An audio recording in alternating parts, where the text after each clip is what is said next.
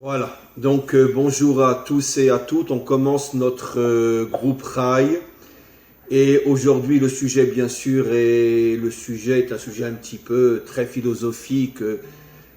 Si je ne me trompe pas, qu'ai-je fait pour changer le monde? On va bien sûr dans quelques instants expliquer pourquoi j'ai choisi ce sujet. Je pense que vous devinez, on est à la veille de la nouvelle année. Je vais d'abord faire une introduction. Je tiens juste à préciser, j'espère ne pas oublier de le repréciser encore avant la fin de notre intervention, c'est que on va devoir arrêter pendant pas mal de temps maintenant parce que nous on rentre ici dans une longue période de fête avec beaucoup de lundis qui seront des dimanches qui seront des dimanches fériés ou la veille d'une fête, ce qui veut dire que de toute façon vous recevrez bien évidemment un message. Mais notre groupe Rai, avec beaucoup de regrets, mais c'est comme ça, on n'a pas le choix, notre groupe Rai reprendra le dimanche 11 octobre. Le dimanche 11 octobre, de toute façon, vous recevrez un message, puisque le dimanche 11 octobre, on sera totalement au lendemain des fêtes. Et donc, on va essayer malgré tout aujourd'hui de transmettre un message important. Et pourquoi en cette veille de Rosh Hashanah? D'abord, comme je l'ai souvent expliqué, vous devez savoir, pour les Juifs c'est évident, mais vous devez aussi savoir, tous mes amis non-juifs, Bnei Adam, j'aime pas dire non-juifs, parce que le non est négatif, je préfère dire Bnei Adam, que en vérité, la fête de Rosh Hashanah, je sais que ça peut paraître difficile parce que pour le monde entier, le nouvel an, c'est le 1er janvier. Mais en vérité, c'est faux. Le nouvel an, tel qu'il est décrit dans la Torah, concerne tous les Bnei Adam. Parce que, comme vous le savez, selon notre tradition, c'est Adam qui a été créé le jour de Rosh Hashanah. Comme je l'ai souvent expliqué dans mes derniers cours, Rosh Hashanah, qui veut dire en français le nouvel an, n'est pas le premier jour de la création, mais le 6e jour de la création, le jour où est créé Adam, pour bien nous faire comprendre que le but ultime de toute la création, c'est l'homme. Mais Adam contient pas seulement Israël. Dans son âme, Adam contenait tous les Bnei Adam, c'est-à-dire les 70 peuples, et Israël. Adam et Chava, bien sûr, Adam et Ève. Donc, je vous le dis avec la plus grande authenticité et la plus grande sincérité, tous ceux, et je pense que c'est votre cas, qui vous ressentez véritablement Bnei Adam, des descendants de Adam, sachez, comme je ne cesse de l'expliquer, que Rosh Hashanah vous concerne, vous aussi, autant que le peuple juif, autant qu'Israël. Peut-être pas au niveau du rituel, ça c'est un sujet en soi, mais au niveau de la prise de conscience qu'une nouvelle année commence, que de nouvelles décisions doivent être prises, un compte rendu de tout ce qui a été fait, une méditation sur tout ce qui a été fait pendant l'année qui précède, tout ça concerne tous les Bnei Adam. Cette année, Rosh Hashanah va tomber samedi qui vient et dimanche, et parce que Rosh Hashanah est toujours 2 jours, donc samedi et dimanche, et je conseille véritablement à tous mes amis et tous mes élèves Bnei Adam, entre parenthèses non-juifs, de vous ressentir, de sentir et de ressentir véritablement que vous êtes concernés par ce jour, et donc vous pouvez en profiter si vous avez la possibilité pour faire un repas de famille, et peut-être que ce soit 2 jours pour vous plus spirituels que d'habitude, avec peut-être la possibilité de prier, d'étudier, de parler de choses importantes et fondamentales avec vos amis, avec votre famille. Donc ça c'est un message important que je voulais vous transmettre.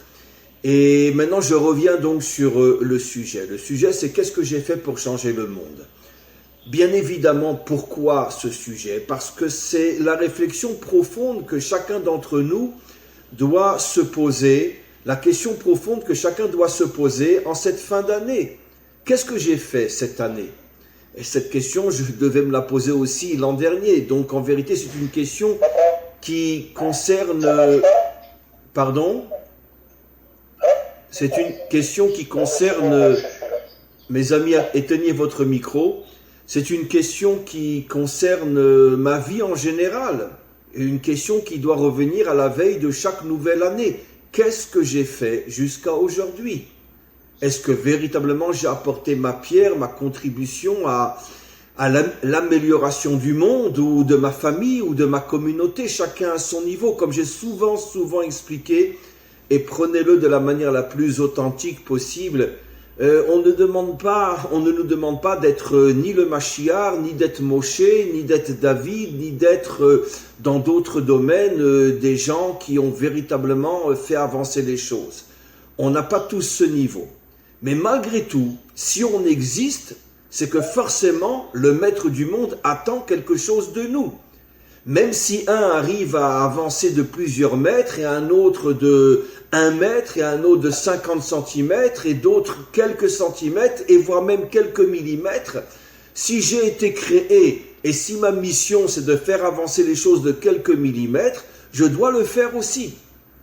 Maintenant, encore une fois, le problème n'est pas, et malheureusement très souvent quand on est prisonnier de son ego ou de son orgueil, on se dit ou bien je fais des grandes choses ou je fais rien. Et ça c'est une vision qui est complètement erronée, qui vient d'ailleurs du mauvais penchant, des forces négatives qui sont en nous, qui flattent notre ego, qui flattent notre orgueil et qui nous disent ou tu deviens un héros ou bien bon c'est pas la peine de commencer à bouger, qu'est-ce que le monde en a à faire des quelques millimètres que tu vas apporter? C'est faux, c'est faux, c'est faux.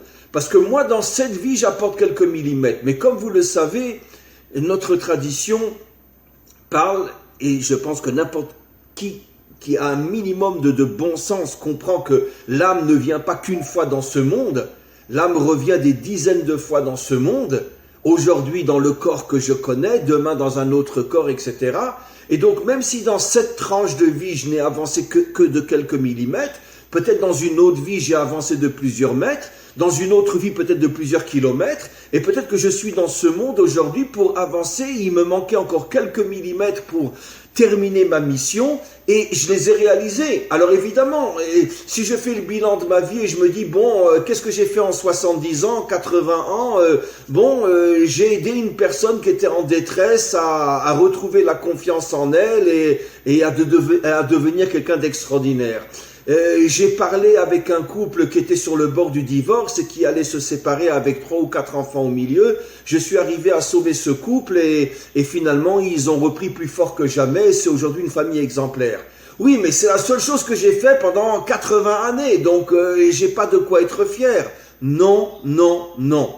Oui, tu as de quoi être content, oui, tu as de quoi être heureux, parce que peut-être que tu n'es revenu dans ce monde, dans cette vie-là, que pour réaliser cette petite chose qui manquait à toutes les réalisations passées.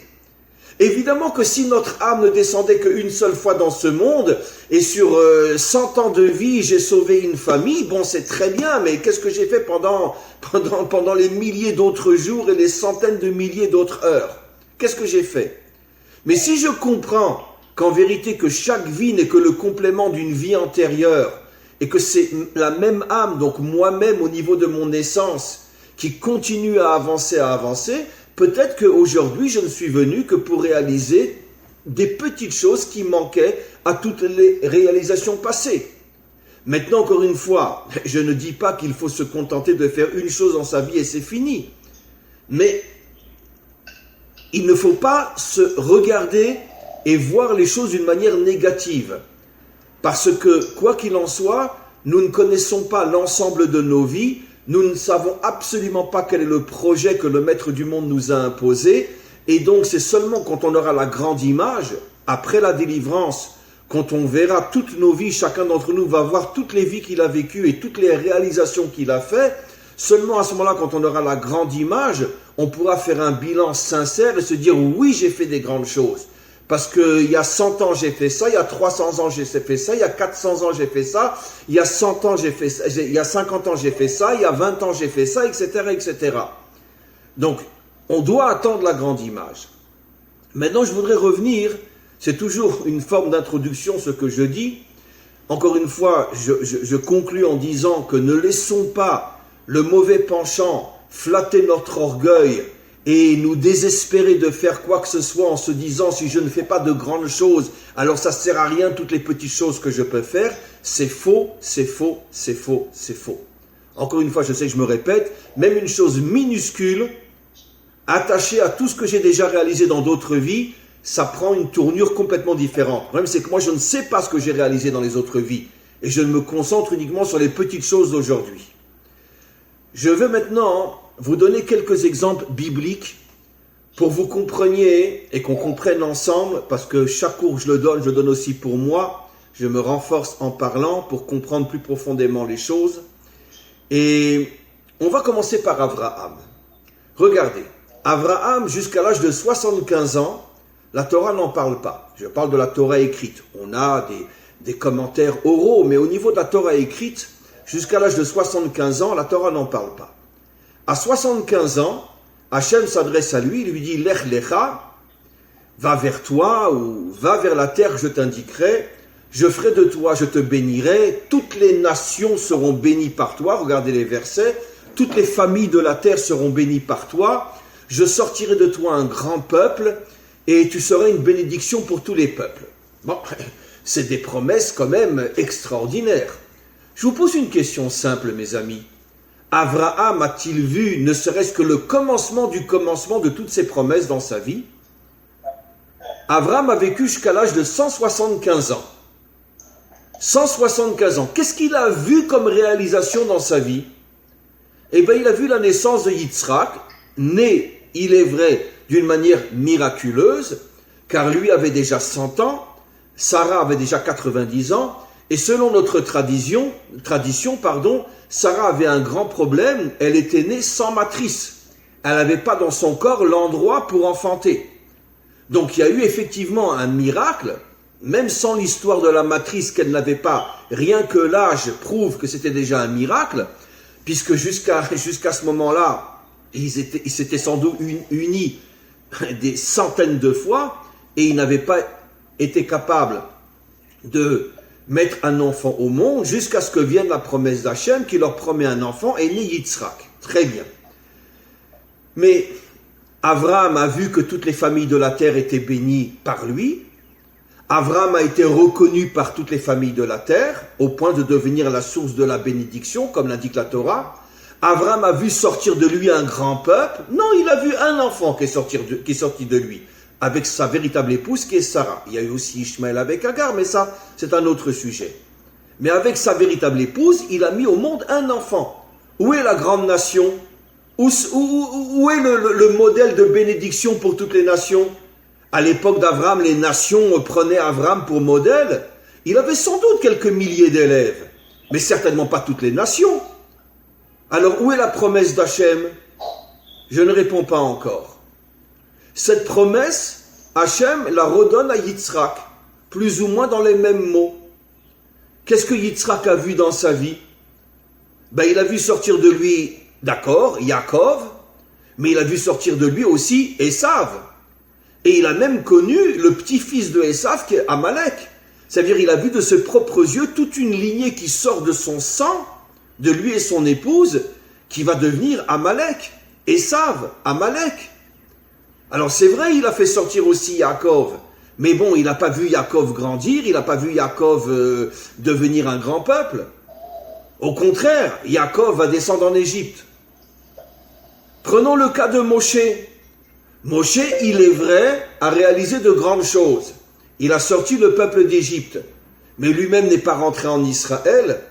Et malheureusement, dans la paracha qu'on vient de lire ce Shabbat, au Beth Knesset, à la synagogue, dans Parashat Vayeler, c'est donc l'avant-dernière paracha, l'avant-dernière paracha, vous pouvez le voir en français, à la fin de la paracha, Hachem dit clairement à Moshe que sache que le jour où tu mourras, pas peu de temps après, ton peuple, enfin mon peuple ou ton peuple, je ne rappelle pas quelle expression, peu importe, on parle d'Israël, commencera à nouveau à se détourner de moi et de la Torah. Ça veut dire que Moshe, avant même de quitter ce monde, entend le maître du monde lui dire « Sache que tout le travail que tu as réalisé, ne t'imagine pas que ça y est, c'est fini. Je te garantis que ce peuple-là commencera à se détourner de moi. » Et effectivement, on n'a qu'à lire après la Bible, les juges, les prophètes, etc., les rois, et jusqu'à la destruction du premier temple, et 2 destructions de temples, 4 exils, et désolé de vous dire que la Torah, c'est sûr que c'est un modèle, mais dans le peuple juif, on est loin tous d'être un modèle aujourd'hui. Il y a des tas de gens corrompus chez nous aussi, comme partout ailleurs. Donc, ça veut dire quoi? Le roi David, qui toute sa vie s'est battu pour protéger son peuple, pour dévoiler Hachem, il n'a eu que des problèmes. 2 de ses fils, un fils a voulu le tuer. Un autre fils, alors qu'il savait, Adoniaou, que c'était Salomon qui avait été choisi pour être l'héritier, quand son père était mourant, s'est proclamé roi. Bon, ça a échoué, mais il s'est proclamé roi. Yoav, son général d'armée, a soutenu l'un de ses pires ennemis, Achitophel. Combien d'ennemis il avait, extérieurs, intérieurs? Comme vous le savez, il est mort à l'âge de 70 ans, glacé. Glacé, il mourait de froid à l'intérieur. Son sang s'était refroidi tellement il avait traversé de souffrances dans sa vie. Qu'est-ce qu'il a vu? Même le temple qu'il voulait construire, il ne l'a pas vu. C'est son fils qui le construira. Qu'est-ce que je veux vous faire comprendre par là, mes amis? Je vais vous faire comprendre par là la chose suivante. C'est que, reprenons le cas d'Abraham. Est-ce que Hachem lui a menti? Hachem lui promet d'être une bénédiction pour toutes les nations et de lui sortir un grand peuple, et il n'a rien vu de tout ça? On comprend de là quelque chose de très fort, et je prie le maître du monde qu'il me donne les mots juste pour vous le faire comprendre. En vérité, la construction de ce monde est une véritable association entre le maître du monde et nous. Et je dirais même que la majorité du travail, c'est le maître du monde qui va le faire. Attention, j'ai dit majorité, j'ai pas dit tout le travail. J'ai déjà expliqué des milliers de fois dans mes cours la différence entre la Torah et une religion. C'est que dans la religion, on attend tout de Dieu. Dans la Torah, il y a une association entre Dieu et nous. Et la part de travail que je dois faire, Dieu ne le fera jamais pour moi, même si je prie toute la journée. Mais dans cette association, c'est sûr que la part d'Hachem est forcément plus grande que la nôtre. Et deuxième remarque, c'est qu'en vérité, le monde ne peut pas être changé en une génération, en 2 générations. Ça prend toute l'histoire, ça prend des millénaires. Mais chacun d'entre nous apporte une pierre à cet édifice qui un jour sera terminé, sera construit, et rétroactivement, tout le monde verra que finalement sa pierre a apporté quelque chose, parce que sans elle, on n'aurait pas pu avancer dans la construction. Donnons un exemple plus simple que donnent nos maîtres. Quand tu construis une échelle, c'est sûr que celui qui met le premier échelon, c'est loin encore d'être toute l'échelle. On ne peut pas monter en haut du mur avec un seul échelon. Mais d'un autre côté, sans cet échelon, et sans le deuxième, et sans le troisième, et sans le quatrième, on n'arrive pas en haut de l'échelle. Donnons un autre exemple. On se marie, on met des enfants au monde. C'est évident que ce n'est pas forcément chaque enfant qu'on met au monde qui va devenir un modèle. Peut-être même pas les petits-enfants, peut-être même pas les arrière-petits-enfants. Mais va savoir si tôt ou tard, de cette lignée que j'ai mis au monde, ne sortira pas quelqu'un qui fera de grandes choses. Eh bien, donnons un exemple simple. Le roi David. Comment le roi David est apparu? Ça commence avec un père qui couche avec ses filles, l'autre avec ses filles.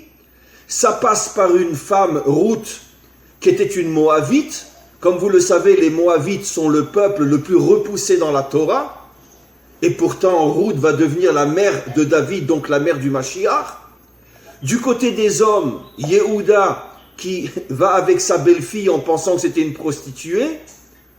Donc, il y a quand même des choses graves qui se passent dans cette lignée-là. Même le roi David, ça, je pense que la plupart d'entre vous ne le savez pas, bien que je l'ai déjà expliqué dans mes cours, mais le roi David, lui-même, comment qu'il est né le roi David? Vous savez que son père, Yishai, était un très très grand juste. Le problème, c'est que Yishai venait de la lignée de Ruth. Et il y avait une très grande discussion, en hébreu une marloquette, ça veut dire, comment on dit en français une marloquette, une discussion, mais dans le sens une querelle, voilà. Il y avait une querelle à l'intérieur du peuple juif. Est-ce qu'une femme de Moab a le droit de se convertir? Tout le monde était d'accord que les hommes de Moab ne peuvent pas se convertir. Mais il y avait certains qui disaient l'interdiction est que sur les hommes, pas sur les femmes. Et d'autres disaient les femmes, oui, peuvent se convertir. En vérité, c'est eux qui avaient raison. Donc, Ruth s'est convertie parce qu'à son époque, elle s'est mariée avec Boaz. Boaz était l'un des représentants de la Torah de l'époque. Et Boaz, lui, tenait l'avis qui dit que oui, les femmes de Moab peuvent se convertir. Le problème, c'est qu'à l'époque de Yishai qui était le petit-fils de Ruth, le monde thoraïque avait changé et était venu à la tête du monde thoraïque ceux qui pensaient que même les femmes de Moab ne peuvent pas se convertir. Et donc Yishai avait déjà 7 enfants et il ne trouvait pas comment les marier. Bien que c'était un homme immense, mais les gens lui disaient, écoute, je suis désolé, non, tu n'es pas juif. Et il se retrouve avec 7 enfants à marier qu'il n'arrivait pas à marier. Il a appelé sa femme, il lui a dit, ma chérie, je ne veux pas qu'on divorce parce qu'on ne peut pas se séparer, mais on n'a plus de relation. Donc, c'était un homme qui avait des moyens, il lui a fait construire une maison, loin de lui, à Bethléem, mais loin de lui, comme ça on ne se voit pas et on n'est pas ensemble, on ne va pas mettre un 8e enfant au monde qu'on ne pourra pas marier. Le problème, c'est que, bon, elle a accepté, parce qu'elle, en tant que mère, elle souffrait aussi de voir ses enfants qui ne pouvaient pas se marier. Et donc, elle a accepté, elle est partie. Sans divorce, mais elle s'est éloignée de son mari, jusqu'à ce que peut-être la situation change. Le problème, c'est que Yishai était un homme. Et un homme ne peut pas rester des années ou des mois sans femme. Et un jour, Yishai a eu une faiblesse. Et il y avait des serviteurs et des servantes qui travaillaient chez lui. C'est quoi ce bruit, mes amis? Il y avait une servante qui travaillait chez lui et il l'a appelée et il lui a donné rendez-vous pour le soir. Il avait besoin, c'est un homme, ne jouons pas la comédie. Comme je vous l'ai toujours dit, dans la Torah, il n'y a pas de bon Dieu. Le seul bon Dieu, c'est le vrai Dieu. On est tous des hommes. Et donc, il lui a donné rendez-vous. Elle ne pouvait pas imaginer rentrer dans la chambre de Yishai à la place de sa maîtresse, maîtresse dans le sens de la femme de Yishai. Elle est partie chez la femme de Yishai, elle lui a dit, sache, voilà ce que ton mari m'a demandé. Je ne peux pas te faire ça. C'était une femme extraordinaire.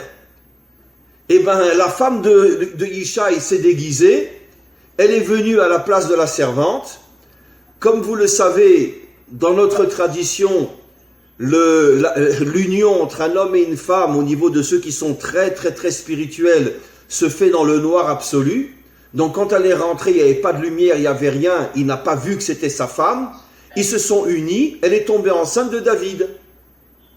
Ça veut dire que David lui-même est né d'une union où Yishai pensait aller avec sa servante. Après, il y a eu encore des histoires, mais ça, c'est un autre sujet. Qu'est-ce que je veux vous montrer par là? Ça veut dire que malgré toute la lignée qui a amené David, un père avec ses filles, un homme avec une prostituée, Ruth qui est de Moab, et Yishai lui-même, le père de David, qui pense aller avec une servante. En vérité, grâce à Dieu, il va avec sa femme, et lui, il ne le sait pas.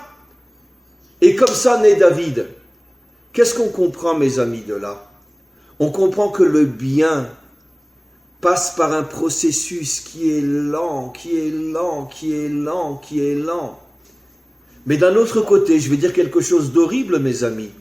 Mais si Lot n'avait pas été avec ses filles, si Yehuda n'avait pas été avec sa belle-fille qu'il voyait comme une prostituée, et si Yishai avait été capable de se retenir jusqu'à ce que la situation change et qu'il n'aille pas avec sa servante, peut-être que David ne serait jamais né. Et donc peut-être que le Mashiach ne serait jamais né. Qu'est-ce qu'on comprend de là, mes amis? J'ai pris précisément un cas extrême dans le sens du pas bien. Mais à plus forte raison. Il faut savoir que jusqu'à la délivrance finale, nous ne verrons pas et nous ne comprendrons pas ce que nous avons vraiment réalisé dans ce monde. C'est pour ça que nous devons avoir une émouna extraordinaire.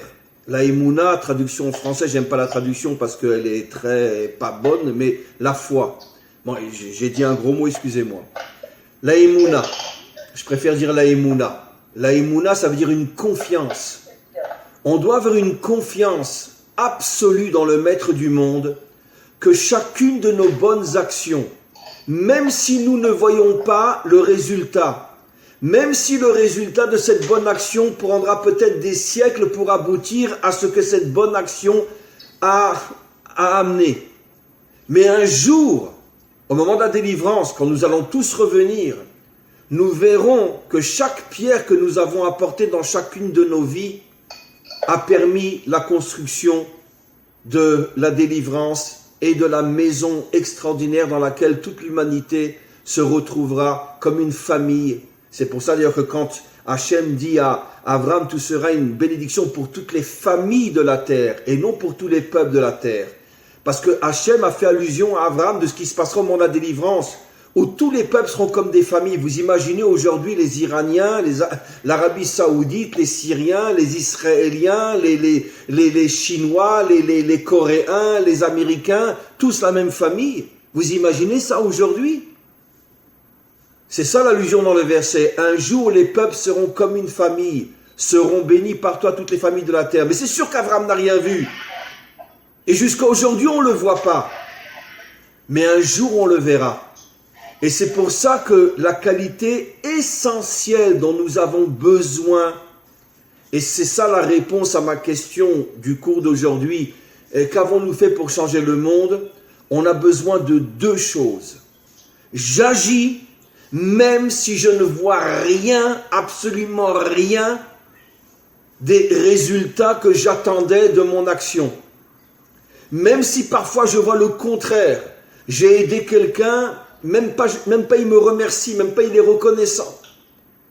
J'agis. Et la deuxième qualité, je dois avoir une émouna, une confiance absolue dans le Maître du monde, qu'il ne néglige aucune pierre, aucun caillou apporté à la construction du monde. Et je dois savoir, comme Abraham l'avait compris, que peut-être, oui, effectivement, le grand peuple qui est sorti d'Abraham, c'est 500 ans après, au moment de la sortie d'Égypte. 500 ans après. Ça veut dire qu'Hachem promet quelque chose à Abraham dont la réalisation sera 500 ans après. Combien de temps avons été nous, Israël, en exil avant de revenir sur notre terre? 3000 ans, depuis la destruction du premier temple, car comme j'ai souvent expliqué, à l'époque de Ezra, une minorité est revenue, la grande majorité est restée en Babylonie, en Perse et s'est éparpillée. Après la destruction du deuxième temple, ça fait déjà 2000 ans, plus 1000 ans, la destruction du premier temple. Enfin, en vérité, 2500, 2600 ans, pas tout à fait 3000 ans. 3000 ans, nos prophètes nous disent, vous reviendrez sur votre terre. Par quoi on est passé avant de revenir sur notre terre? Mais ça s'est oui réalisé, 3000 ans. 3000 ans. Il faut comprendre, mes amis, que le Maître du monde a besoin de chacun d'entre nous. Mais chacun d'entre nous doit comprendre qu'il n'est qu'un millimètre dans cet océan d'hommes et de femmes qui, dans chaque génération, apportent leur pierre. Et il est absolument impossible de voir la construction aujourd'hui. Mais quand j'ai cette émouna, quand j'ai cette conviction, quand j'ai cette confiance que sans ma pierre, il va manquer quelque chose de grave et il va falloir que je revienne autant de fois jusqu'à ce que j'apporte ma pierre. Parce qu'il y a deux raisons qui font que l'on revient sur terre. Soit parce que dans chaque génération où je reviens, j'apporte une nouvelle pierre, soit parce que dans la génération dans laquelle je suis venu, je n'ai pas apporté ma pierre. Et c'est une autre raison pour laquelle je reviens jusqu'à ce que finalement, j'apporte la pierre pour laquelle j'ai été créé. C'est ça la véritable émouna. Savoir que le Maître du monde est avec nous. Et qu'il apprécie chacune de nos pensées, chacune de nos paroles, chacune de nos actions. Il les prend, il les met de côté et il continue à construire la maison. Maintenant, pourquoi ça prend tellement de temps? Parce que le Maître du monde veut associer toutes les générations et toute l'histoire à cette construction. Alors c'est sûr que l'homme orgueilleux, et malheureusement c'est la majorité, je ne parle pas de nous bien sûr, c'est sûr que l'homme orgueilleux se dit, ah ben si je ne suis pas reconnu dans ma génération comme étant un grand bienfaiteur, ça ne m'intéresse pas de faire. Mais ça c'est de l'orgueil puant. Non, fais ton travail, même si personne ne sait ce que tu as fait, même si personne n'est au courant de ce que tu as fait, fais-le. Tu n'es pas dans ce monde pour que l'on parle de toi. Tu n'es pas dans ce monde pour avoir une image et un tableau de bienfaiteur, etc. Tu es dans ce monde pour faire. Et un jour viendra où tu te rendras compte que toutes tes actions, même si elles n'étaient connues que de très peu de monde, de ta femme, de tes enfants, de tes voisins, de tes amis, et pas plus, mais un jour viendra où tu seras véritablement celui qui sera montré du doigt par le maître du monde et qui dira voilà, la délivrance a pu se faire grâce à lui, grâce à lui, grâce à lui, grâce à lui, grâce à lui, et des milliers dans chaque génération qui construisent la maison d'Hachem dans ce monde.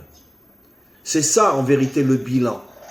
Et donc, pour conclure, je dirais la chose suivante. La réflexion que nous devons avoir, mes amis, dans cette période, c'est faire le bilan de ce que nous avons fait de bien pour le monde sans rechercher le moindre intérêt, sans rechercher le moindre remerciement. Moi, je dois faire un point, c'est tout. Ça, c'est mon travail. Maintenant, en cette veille de nouvelle année, et après, je pense, ce message que je vous transmets, nous devons nous renforcer plus encore pour nous dire à partir de cette nouvelle année qui commence véritablement samedi et dimanche qui viennent, je prends sur moi de faire un maximum de choses, d'apporter un maximum d'aide, de soutien, de bien dans ce monde. C'est pour ça que j'ai été créé, c'est pour ça que j'existe. Et encore une fois, j'insiste, je ne recherche ni les remerciements, ni les applaudissements, ni les louanges, ça ne m'intéresse pas. Je dois faire du bien. Et un jour, ce bien, encore une fois, sera vu, dévoilé, compris par l'humanité tout entière. Parce que, encore une fois, si nous n'agissons pas concrètement, eh bien, on risque d'attendre encore des millions et des millions d'années jusqu'à ce que finalement la délivrance se fasse. Par contre, chacun d'entre nous qui agit, même dans la pudeur la plus grande, sans être vu, sans se montrer, sans rien dire, c'est celui-là qui est véritablement le soldat de la délivrance et qui amène la délivrance. Et c'est ça le message que nous devons comprendre et prendre sur nous aujourd'hui à quelques jours de Rosh Hashanah. À partir de l'année prochaine, je prends sur moi d'être un guerrier. Je prends sur moi d'être un homme d'action, d'être une femme d'action, de faire des choses, même si elles sont petites. J'ai la émouna totale que même ces petites choses participent à la construction du monde. Même si je ne vois rien aujourd'hui, parce que Abraham non plus n'a rien vu, Yitzhak n'a rien vu, Yaakov n'a rien vu, Moshe n'a rien vu, David n'a rien vu. Aucun des grands dans chaque génération, que ce soit dans le peuple juif ou dans les autres peuples, aucun des grands n'ont rien véritablement vu de ce qu'ils ont fait. Donnons un exemple simple. Je ne vais pas sur le plan politique, car Obama, ce n'est pas ma tasse de thé sur le plan politique. Mais malgré tout, regardez tout ce que les Noirs ont souffert aux États-Unis pendant des siècles, jusqu'à ce qu'un jour on arrive à un président noir. Mais c'est à pleurer, même si je ne partage pas du tout ses convictions politiques, qui sont à l'extrême opposé des miennes, surtout en tant qu'Israélien. Mais quoi qu'il en soit, je respecte cet homme. En tant qu'homme, je le respecte. Pourquoi ? Parce qu'il est l'aboutissement de siècles de travail désespéré, où les générations ne voyaient aucun résultat, jusqu'à Martin Luther King qui s'est fait assassiner, et finalement est sorti un président des États-Unis qui n'était pas blanc. Mais qui aurait pu imaginer une chose pareille ? Qu'est-ce qu'on comprend de ce message ? Jamais, jamais, jamais, jamais se désespérer. Même si tout me semble noir, quand Martin Luther King rassemblait les gens dans les rues, et qu'un jour il a pris une balle dans la tête, tout le monde aurait pu se désespérer et se dire « mais on n'y arrivera pas, les Blancs ne nous laisseront pas, c'est impossible ». Et quelques années après, Obama est président des États-Unis. Qu'est-ce qu'on comprend de ce message, que ce soit chez les juifs ou chez les non-juifs? Tout travail sincère finit par donner des résultats. Et Obama en est l'une des preuves les plus extraordinaires dans l'histoire du monde. Maintenant, je terminerai juste par une phrase. Vous savez que la descendance en hébreu se dit Zera. En vérité, Zera veut dire semence. Quand je sème des graines ou quand j'ai une descendance, même une descendance déjà grande, eh bien, ça s'appelle en hébreu Zera. Ça veut dire semence. Ben, attends, un enfant de 30 ans, c'est pas une semence. Pourquoi la Torah l'appelle semence? L'un des messages fabuleux avec lequel je conclus est finalement ce que j'ai expliqué. Parce que dans ce monde, nous sommes tous des planteurs de graines. Nous ne sommes pas ceux qui verront peut-être l'arbre pousser. Et on est encore moins ceux qui auront le mérite de récolter les fruits de l'arbre. Mais nous ne pouvons pas échapper à notre mission d'être des planteurs de graines. Et les graines finiront par pousser, l'arbre finira par exister, les fruits finiront par être récoltés. Mais qui a planté la graine? Moi. Même si c'est seulement dans 200 ans que les fruits pousseront de la graine que j'ai plantée, c'est quand même moi qui ai planté cette graine.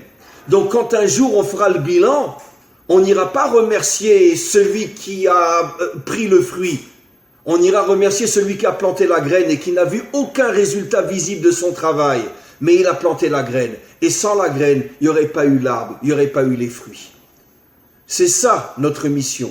Nous sommes des planteurs de graines. Et il n'est jamais trop tard. Quel que soit l'âge qu'on a, il faut commencer. Même si on a 60 ans, 70 ans, 80, tant qu'on a encore des jours devant nous, des années devant nous, on doit se considérer comme quelqu'un qui commence sa vie maintenant, planter des graines qui un jour donneront un arbre somptueux avec des fruits fabuleux. Que le Maître du monde nous aide en cette fin d'année à recevoir, on pourrait être capable de faire le vrai bilan et surtout samedi et dimanche prochain, Shabbat et dimanche prochain, dans cette nouvelle année qui commence, que le Maître du monde mette en nous des forces extraordinaires qui vont nous permettre durant toute l'année d'être de véritables acteurs, d'être de véritables faiseurs, d'être de véritables guerriers et que l'on ne se lasse pas et qu'on ne se fatigue pas de faire et de faire et de faire et que chaque graine qui sera plantée sera un jour l'arbre de la délivrance avec l'aide du Maître du monde. Voilà mes amis. Alors maintenant, j'ai hâte d'avoir vos questions. Je vous demande juste une faveur, mais je connais votre réponse d'avance. Comme c'est malgré tout, je pense, un message très important, est-ce que vous m'autorisez à le mettre pour le grand public aussi, ce message? Et pas seulement pour le groupe Rai? Vous m'autorisez? C'est vous qui décidez. Très bien. Alors, je le mettrai aussi pour tout le monde, parce que c'est quand même un message, je pense que j'espère des milliers pourront en profiter. Alors maintenant, j'attends avec impatience vos questions. Est-ce qu'il y en a? Ou je vous ai saoulé peut-être? Non? Je ne vous ai pas saoulé? Très bien. Alors. Oui, j'ai une question. Alors attendez, qui c'est qui a une question?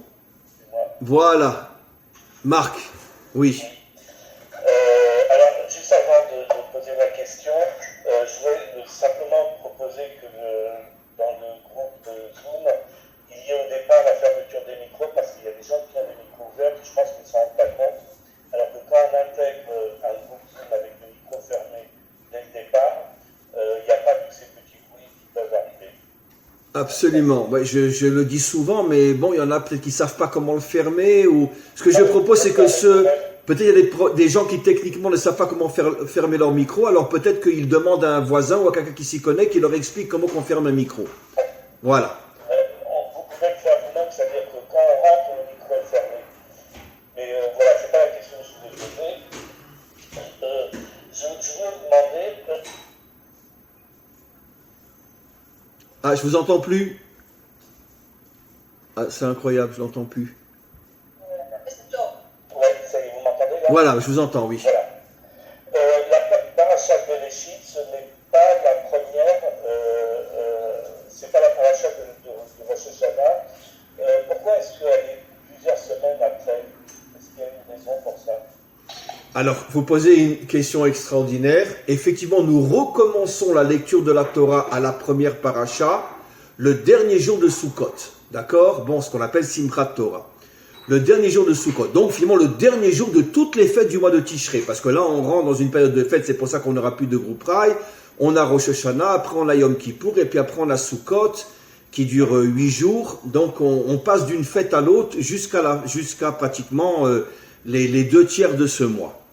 Et donc, pourquoi on recommence la Torah justement pas le jour de Rosh Hashanah et seulement à la fin des fêtes? Alors, vous imaginez qu'une question comme celle-là nécessiterait des heures et des heures de réponse. Je vais essayer, pour avoir aussi d'autres questions, de répondre de la manière la plus simple, tout en essayant d'être la plus claire aussi.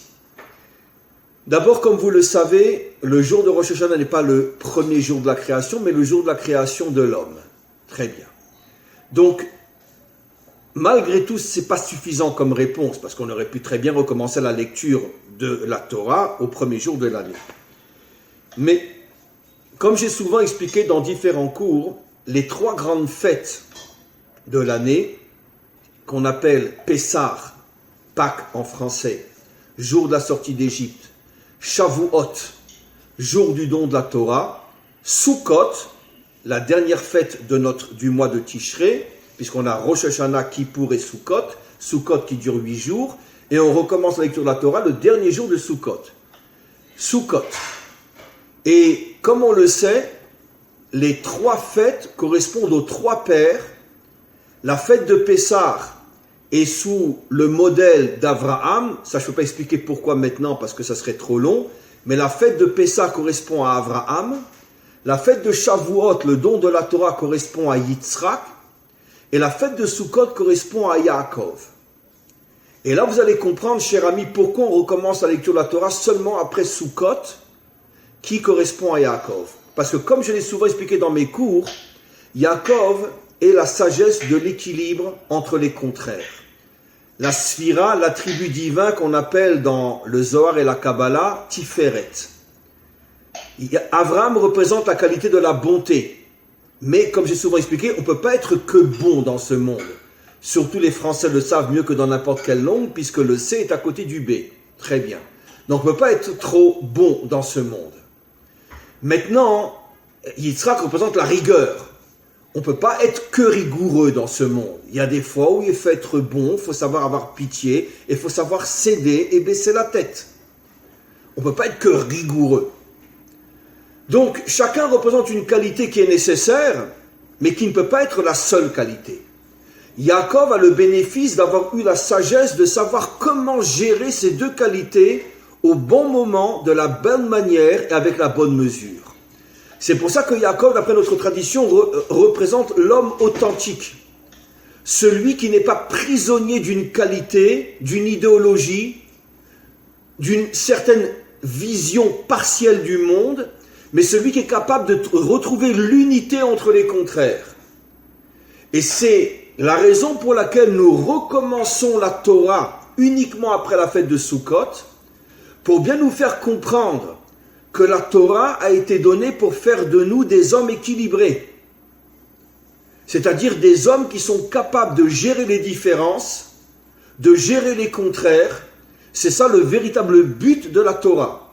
Malheureusement, on est loin d'y être arrivé, car même dans notre monde juif, il y a, comme on le sait, des mouvements, des courants, etc.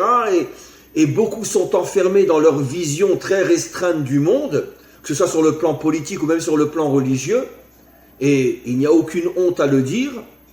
Israël a été choisi pour dévoiler la vraie Torah, mais ça fait des millénaires qu'on n'y arrive pas encore véritablement, d'où tout ce qui nous est arrivé, 2 destructions de temples et 4 exils.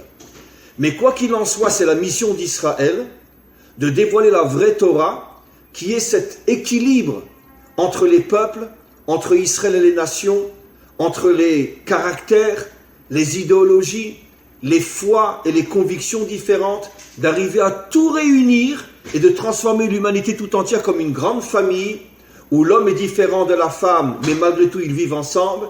Les enfants sont différents des parents, mais malgré tout ils vivent ensemble, quand bien sûr la famille est réussie.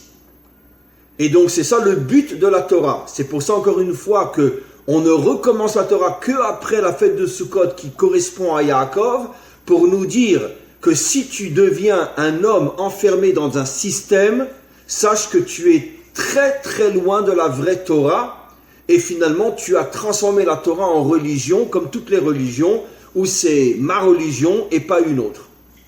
Et la Torah, la vraie, c'est tout le contraire.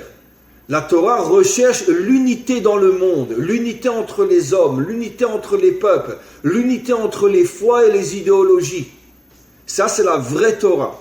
Malheureusement, il y a très peu de juifs qui sont connectés à la vraie Torah, et celui qui arrivera plus que tout autre à être connecté complètement à la vraie Torah sera le Mashiach, et c'est comme ça qu'il arrivera à unir le monde, à amener la paix dans le monde, et à transformer l'humanité entière comme une grande famille, où chacun a son rôle, chacun a ses responsabilités. Un homme n'est pas une femme n'est pas un homme, les enfants ne sont pas les parents et les parents ne sont pas les enfants. Chacun a sa place, chacun a son rôle, mais c'est une seule et unique famille. Et ça, c'est le modèle de Yaakov. Voilà, cher ami. Y a-t-il une autre question?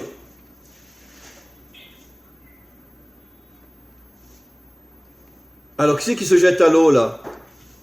Avec une bouée, c'est pas grave, mais jetez-vous à l'eau. Alors, s'il n'y a pas d'autres questions, je vais en poser une deuxième. Très bien. Ce que vous avez dit tout à l'heure, on peut commencer à faire ce qu'on a à faire. Peu importe, on ne va pas voir le résultat, ok, très bien. Mais dans ce cas, on peut aussi bien faire le bien que faire le mal. Si on fait le mal, on peut se dire, après tout, peut-être qu'en faisant le mal, il va en découler un bien. Et voilà. Dans ce cas, pourquoi faire plutôt le bien que le mal? Alors, effectivement, j'ai donné des exemples où c'est à travers le mal qu'est sorti le bien. Toute la lignée de David et toute la lignée messianique. Mais le problème c'est que si tu fais d'abord, du mal peut sortir du bien aussi, c'est vrai. Mais le problème, cher ami, c'est que le prix à payer est très très très grave. Je vais donner un exemple très douloureux, très grave, qui va me causer des critiques et on va me lapider. Mais c'est pas grave. Ça fait 40 ans que je suis habitué à ce qu'on me lapide chaque fois que j'ouvre la bouche. Après la Shoah, 3 ans après seulement, on a mérité de voir le commencement de la réalisation des prophéties vieilles de 3000 ans. On commence à revenir sur notre terre. Malgré tout, le prix à payer était terrible. Auschwitz, Srebrenica, comme je l'ai déjà annoncé dans mes cours, ça fait longtemps que Yad Vashem en Israël sait que ce n'est pas 6 millions de juifs qui sont morts pendant la Shoah, mais 9 millions. Mais Israël refuse de le faire savoir aux nations parce que déjà les 6 millions, c'est déjà beaucoup et on ne veut pas maintenant changer la tête des nations. Mais en vérité, tout le monde sait, après 40 ans de recherche, que c'est 9 millions de juifs qui ont été assassinés dans les camps de concentration et pas 6 millions. Mais ça a explosé en Allemagne. Pourquoi ça a explosé en Allemagne? Je ne dis pas que c'est la seule raison, car nous ne sommes pas dans les secrets du maître du monde. Mais l'une des raisons claires est parce que c'est en Allemagne qu'il y avait la plus grande assimilation de juifs. C'est en Allemagne que les juifs, les premiers, avaient lâché pratiquement toute la Torah. C'est en Allemagne qu'est né le mouvement qu'on appelle les maskilim, je ne sais pas comment on dirait en français, qui se sont battus de toute leur force pour casser la Torah d'Israël et qui, d'une certaine manière, je parle de juifs bien sûr, de juifs complètement assimilés, qui parlaient au gouvernement russe, polonais, ukrainien pour se battre contre les juifs religieux. Et des choses très graves se sont passées en Allemagne. Pourquoi? Ça a été le premier pays d'Europe qui a accepté l'ouverture et l'assimilation des juifs. Les juifs, voyant qu'on leur ouvre la porte après des siècles de confinement dans des ghettos, eh ben, une extrême en amène une autre, ils se sont assimilés à 80%, 90% en Allemagne. Mais c'est pas seulement qu'ils se sont assimilés, c'est qu'ils sont devenus même anti-juifs. antisémites, presque, dans le sens anti-Torah. La grande majorité des juifs allemands au début du 19e siècle. Comme je le disais récemment dans un cours, j'ai fait un séminaire l'année dernière à Lille et je logeais chez des amis qui vivaient à côté de Lille. Et un jour, ils m'ont fait visiter les cimetières de la guerre 14-18 qui sont autour de Lille. Et si un jour vous les voyez, vous verrez, il y a un cimetière allemand avec des milliers de tombes, car des milliers d'Allemands sont tombés dans cette région. Les plus grandes guerres de 14-18 étaient d'Afrique dans le nord. Et j'ai vu quelque chose d'absolument bouleversant. On voit une croix, un Magen David, une croix, un Magen David. Ça veut dire qu'il y avait des centaines de soldats juifs qui se sont battus aux côtés des Allemands contre les Français, contre les Anglais, etc. Et on sait que dans notre tradition, un juif qui est enterré ne peut pas se faire enterrer à côté de quelqu'un qui a une croix on le met qu'on appelle ça dans une terre séparée où il n'y a que des Magen David. Magen David, ça veut dire l'étoile de David. Et là, on voit une croix, un Magen David. Une croix, vous pourrez aller voir, vous verrez. Et ça montre à quel point, même si, ils n'ont pas renié le fait qu'ils étaient juifs, mais ils étaient tellement assimilés, les juifs allemands, que finalement, ils ont accepté d'être enterrés à côté de quelqu'un qui était d'une autre religion. Ce qui n'est pas le cas dans notre tradition si on la respecte. Maintenant, pourquoi je vous dis ça? Comme par hasard, 30 ans, 50 ans après, vous savez qu'il y a une image extraordinaire, essayez dans Google de la retrouver, où on voit un jeune Allemand arriver dans un ghetto juif, je ne sais pas si c'est en Pologne ou en Russie, et on voit une mère juive avec un enfant, apparemment ils sont affamés tous les deux, et le jeune soldat sort un morceau de pain de sa trousse ou un morceau de gâteau, et le donne avec un grand sourire pendant la guerre 14-18 à l'enfant juif et à sa maman. Et après, il y a une autre photo où ce jeune soldat revient en tant qu'officier SS dans le même ghetto juif et on le voit pointer son pistolet sur la tête d'un enfant juif et tirer dessus. Ça veut dire qu'en 20 ans, celui qui a donné du pain à un enfant juif tire dans la tête d'un enfant juif. Il était soldat, il est devenu officier SS. Qu'est-ce qui s'est passé? Les Juifs se sont battus à côté des Allemands pendant la guerre 14-18. Les Allemands aidaient les Juifs pendant la guerre 14-18. Et 20 ans après, Auschwitz, qu'est-ce qui s'est passé? C'est le terrible prix à payer de décennies d'assimilation, de rejet de la Torah, de lutte contre la Torah, avec les fameux Maskilim, qui étaient tout un groupe de Juifs assimilés qui se battaient pour détruire la Torah. Et voilà qu'a été le prix. Le prix à payer, c'est que la Shoah est sortie du pays où les Juifs s'étaient le plus battus contre leur peuple. Et ça, peu en parlent, parce que peu ont le courage de le dire, mais c'est la vérité vraie. Je ne dis pas que c'est la seule raison, mais c'est la vérité vraie. Et donc, c'est pour ça que je dis que même du mal peut sortir le bien. En 1945, on ouvre les portes de Auschwitz. En 1948, on danse dans les rues de Tel Aviv pour fêter la renaissance d'Israël sur sa terre. En 3 ans seulement. Mais d'un autre côté, le prix à payer, c'est 9 millions d'hommes, de femmes et d'enfants qui sont restés en Europe et qui ont été gazés et transformés en cendres. Je prends un exemple extrême, cher ami. Mais de cet exemple-là, vous comprenez pour chacun d'entre nous. Oui, même du mal peut sortir du bien. Mais le prix à payer est tellement dur que mieux vaut passer tout de suite par le bien. Comme ça, on n'aura pas ce prix à payer. Comprenez? Et donnons un autre exemple, je termine. C'est sûr que Lot qui couche avec ses filles sortira malgré tout de lui David. Mais le prix à payer est très grave, entre autres, que Ruth vient d'un peuple qui est complètement maudit par Dieu et par le Ham Israël, par le peuple juif. Ça veut dire que c'est la seule personne qui s'est convertie de Moab et qui a été acceptée, qui est devenue la mère du Mashiach. Mais d'un autre côté, sur tout un peuple qui est rejeté, une seule va avoir le courage de traverser ce qu'elle va traverser et finalement de donner naissance au roi David. Ça veut dire que finalement le fait que Lot a couché avec ses filles, ça a quand même eu un prix très très grave, que tout un peuple est rejeté par la Torah. Donc même s'il sort le Mashiach de cette union, malgré tout le prix à payer est terrible. Ce qui veut dire encore une fois, c'est un autre exemple, et je pourrais en rapporter des dizaines d'autres, que même du bien, même du mal peut sortir le bien, mais attention, le prix à payer sera terrible. Hachem ne fait pas de cadeaux. C'est pour ça que moi je ne l'appelle jamais le bon Dieu, parce qu'il est tout sauf bon. Ça veut dire qu'il est bon peut-être à son niveau, mais arrêtons de l'appeler le bon Dieu. Parce que le bon Dieu tel qu'on le dit en français, c'est tellement nul, tellement stupide, c'est tellement nul. Sa bonté, elle est au-dessus de notre compréhension, on ne la comprend pas. Bien sûr qu'il est bon, mais quand nous on dit bon Dieu, on parle comme un petit français, ou dans n'importe quelle langue, et on s'imagine c'est le bon Dieu, dans le sens je l'ai dans ma poche. Oui, je l'ai dans ma poche, oui. Il n'y a qu'à voir ce qui se passe partout dans le monde, et qui peut dire qu'on peut l'appeler le bon Dieu.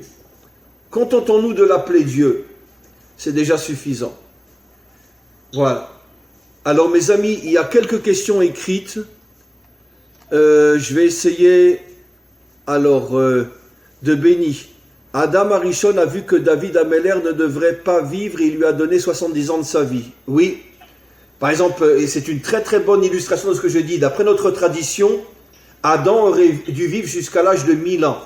Il a vécu jusqu'à l'âge de 930 ans. Bon, d'après les codes de la Torah, je ne rentre pas dans les détails. Où sont passés les 70 ? Il a vu que David devrait naître, mais que David n'arriverait pas à vivre dans ce monde parce que toutes les forces contraires empêchaient la naissance du roi David, et il lui a donné 70 ans de sa vie. Ce qui veut dire que Adam a fait une action dont le résultat ne sera que des millénaires plus tard, et même pas en vérité David, le Mashiach qui sortira de David. Ce qui veut dire que Adam a fait une action dont le résultat ne se verra qu'au moment de la délivrance, donc des millénaires après. C'est un très très bon exemple pour prouver que je ne dois pas chercher à avoir le résultat tout de suite. Je dois faire, et je fais confiance au maître du monde que lui saura quoi faire de ma graine. Jomidino, que pensez-vous d'un rabbin de confiance que récemment a dit que Théodore Herzl a perdu son Olam Haba? Il s'est référé à lui comme Herzl Yimar Shemo. Bon, et vous savez, il y a des imbéciles même chez les rabbins. Hein. C'est pas parce que tu es un rabbin que tu es forcément quelqu'un de bien. Hein. Et ça, il faut savoir. Parce que dire que Herzl, son nom soit effacé et il ira en enfer, il n'y a qu'un triple idiot qui peut dire une chose pareille, même s'il est déguisé en rabbin. Et il y a des faux curés partout, il y a des faux prêtres partout, il y a des faux imams partout, il y a des faux rabbins partout. Arrêtons, je n'arrête pas de dire, arrêtons de croire que l'homme est parfait. L'homme n'est pas parfait. Il y a des gens qui ne sont pas bien partout. Tu peux être un rabbin, ne pas être bien. Tu peux être un curé, ne pas être bien. Tu peux être un prêtre, ne pas être bien. Tu peux être un pasteur, ne pas être bien. Tu peux être un homme normal et être une crapule. L'un des pires ennemis de David, qui s'appelait Doeg, nos maîtres disent que c'était un des plus grands rabbins de la génération. Bon, j'aime pas le mot rabbin, c'est trop français. Je préfère dire rave. C'est plus hébraïque. Doeg, le pire ennemi de David, à l'époque du roi Shaoul, qui poursuivait constamment, était l'un des plus grands, bon, j'ose pas dire le mot sage, parce que c'était une crapule, mais sur le plan connaissance, c'était un des plus grands de sa génération. Et pourtant, c'était une sale crapule. Donc il faut qu'on arrête une fois pour toutes de vénérer les hommes de Dieu, comme je ne cesse de le dire. Le jour où on arrêtera le culte de l'homme, on aura fait des milliards de kilomètres pour se rapprocher de la délivrance. Tous les peuples, tous les hommes et toutes les femmes sont rongés par ce que j'appelle moi le culte de l'homme. L'homme reste un homme.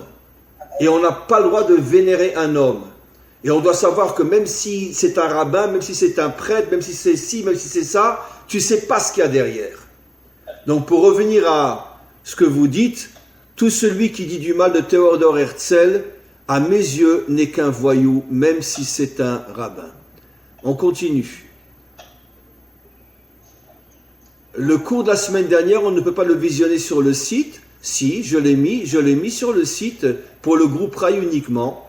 Ceux qui sont dans le groupe Rai, vous avez pu voir le cours de la semaine dernière? Vous avez pu le voir? Peut-être que vous ne l'avez pas recherché parce que vous l'avez vu en direct. Mais on continue. Les âmes des Bnei Adam reviennent-elles plusieurs fois aussi? Absolument. Tout Ben Adam revient autant de fois qu'il faut pour accomplir sa mission. Il n'y a aucune différence entre un Ben Adam juif et un Ben Adam non juif par rapport aux réincarnations. Alors, encore une lecture. Véronique, par rapport à votre message, quel est aussi l'enjeu de la parnassa qui n'arrive pas forcément, même quand on fait au mieux, avec une démarche d'excellence en offrant ce qu'on en fait à Hachem et à l'évolution du monde vers le meilleur? Bon, je résume.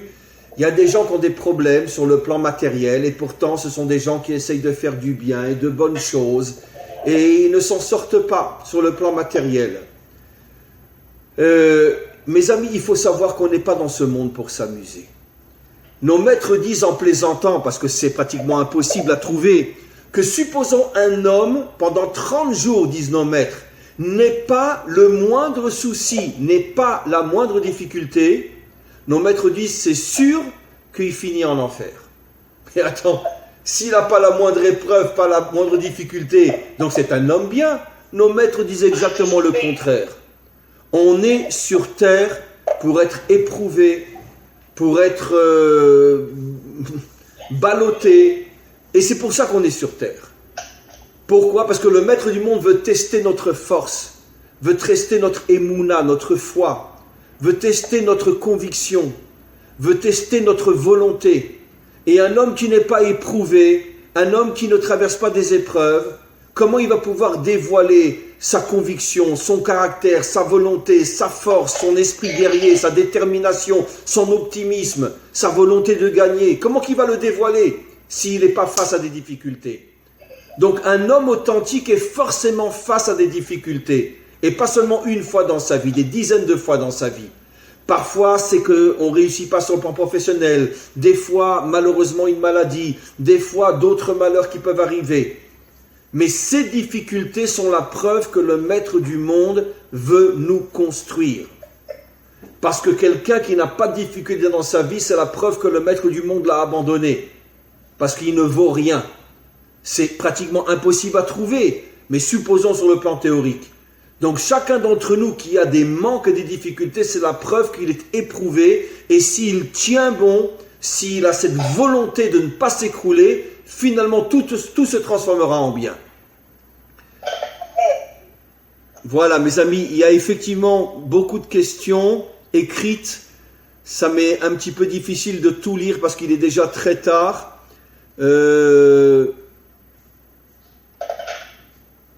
Avraham, pourtant la Shoah aurait pu être évitée si les gens avaient écouté les alertes. Jabotinsky, Allemagne, les enfants n'étaient pas responsables des mauvaises actions des Juifs de l'époque. Évidemment, je commence par la fin. Vous posez évidemment, vous dites quelque chose d'absolument juste. C'est pour ça que j'ai précisé que ma réponse est de loin toute la réponse. Évidemment, en quoi les enfants qui ont été exterminés en Allemagne étaient responsables du fait que leur père crachait sur la Torah? Évidemment que ils n'étaient pas responsables. Évidemment que non. Donc ma réponse n'est que une infime partie de toutes les réponses dont la majorité sont complètement au-dessus de notre compréhension. Mais ce que j'ai dit est juste malgré tout. Simplement, c'est loin d'être toute la réponse. Évidemment, pourquoi les Juifs qui étaient en Ukraine ou en Pologne ont souffert à cause des Juifs allemands qui étaient assimilés? Ça n'a pas de sens. Donc c'est pour ça que je précise. Un jour, le rabbi de Lubavitch a dit la chose suivante. Et d'ailleurs, c'est aussi une certaine manière de limiter ce que j'ai dit. Le rabbi a dit après la Shoah, lui-même était en France pendant la Shoah, il est arrivé à s'enfuir, il était recherché par la Gestapo, il était à Paris, il s'est enfui à Nice, de Nice il est passé au Portugal, du Portugal il a pris le dernier bateau qui a quitté la France et qui est arrivé aux États-Unis. Mais il était recherché par la Gestapo, etc. Il a failli mourir pendant la Shoah, le rabbi de Lubavitch. parce qu'il faisait ses études à la Sorbonne à l'époque, au moment où la guerre a explosé. Et donc, lui-même, après la Shoah, a dit que tout celui qui essaye de donner une explication pour expliquer la Shoah est une véritable crapule. Pourquoi? Parce que personne, absolument personne, ne peut donner la réponse exacte à la Shoah. C'est pour ça que, et il a rajouté, même si Dieu avait confié au Satan en personne de faire la Shoah, le Satan aurait refusé. Bon, c'est une manière de parler, mais c'est pour nous faire comprendre que même le Satan lui-même n'aurait pas pu faire la Shoah. Tellement ça dépasse l'entendement. Donc, ma réponse est simplement une approche, l'ombre de la goutte de l'océan de ce qui s'est passé. Elle est juste, mon approche, mais c'est évident qu'elle ne peut pas tenir compte de tout ce qui s'est passé. Voilà, mes amis, je voudrais que l'on arrête maintenant. Je n'ai pas pu répondre à toutes les questions écrites parce qu'il est tard, je dois m'arrêter. Je voulais vous remercier vraiment à tous et à toutes pour votre présence. On est à chaque fois pas mal. On est monté presque à 50, maintenant on est 44. Et donc, on se retrouvera, vous recevrez donc une invitation pour après les fêtes de Sukkot. Comme je vous l'ai dit, on est censé, si tout va bien, on est censé se retrouver le 11 octobre. Le 11 octobre. En attendant, je vous souhaite à tous et à toutes une très très très bonne nouvelle année. Merci d'être là, merci d'être présent. Et je vous dis très sincèrement que l'un des meilleurs moments que j'ai dans la semaine, c'est ce groupe Rail que j'ai avec vous. Je vous le dis très sincèrement.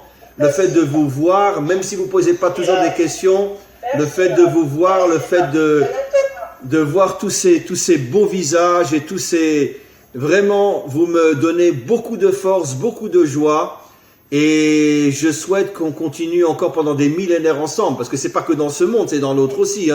Donc on est parti pour quelques éternités ensemble, si Dieu veut. Voilà. À tous et à toutes, que des bonnes choses, et que Hachem nous envoie toutes ces bénédictions pour la nouvelle année, et on se retrouve avec beaucoup de force. À très très bientôt. Merci, merci, merci. Bien, merci, merci, merci. Merci, merci, merci, merci, merci.